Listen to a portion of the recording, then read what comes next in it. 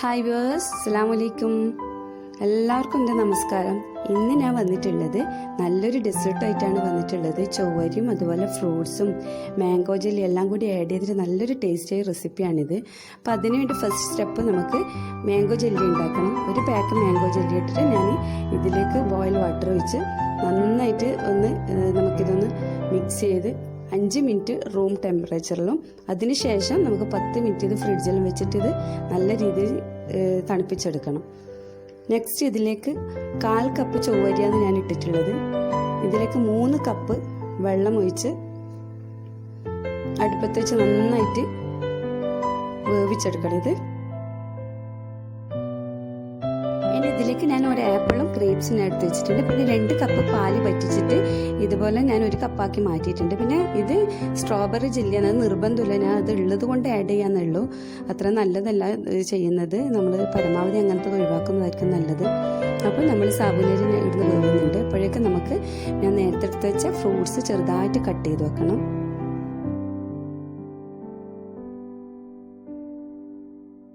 എല്ലാ ഫ്രൂട്ട്സും നമ്മളടുത്ത് വീട്ടിലുള്ള എല്ലാ ഫ്രൂട്ട്സ്, അതായത് ഞാൻ നേരത്തെ പറഞ്ഞത് മാംഗോ നല്ല ടേസ്റ്റ് ഉണ്ടായിരുന്നു, മാംഗോ പരമാവധി ആഡ് ചെയ്യാൻ നോക്കുക. അപ്പം ആപ്പിളും ഗ്രേപ്സും ഞാൻ ചെറുതായിട്ട് കട്ട് ചെയ്ത് മാറ്റി വെക്കുന്നുണ്ട്. ഇനി നേരത്തെ ഉണ്ടാക്കിയ ക്രീം മിൽക്കിൽ ഞാൻ ഉണ്ടാക്കി വെച്ച കണ്ടൻസ്ഡ് മിൽക്കാണിത്, അതും കൂടി ആഡ് ചെയ്തിട്ട് നല്ലോണം മിക്സ് ചെയ്യുന്നത്.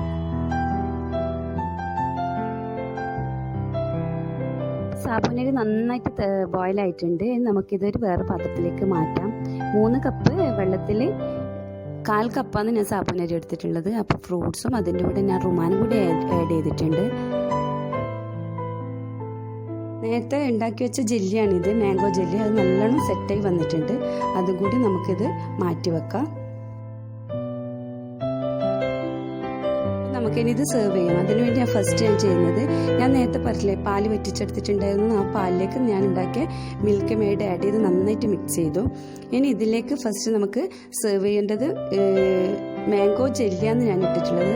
മാംഗോ സ്ക്വാഷാണ് ശരിക്കും ചെയ്യേണ്ടത്, അതെൻ്റെ അടുത്ത് ഇല്ലാത്തതുകൊണ്ടാണ് ഞാൻ മാംഗോ ജെല്ലി ഉണ്ടാക്കിയത്. ഞാൻ നേരത്തെ കട്ട് ചെയ്ത് വെച്ച ഗ്രേപ്സും അതുപോലെ ആപ്പിളും റുമാനും ആഡ് ചെയ്യുക.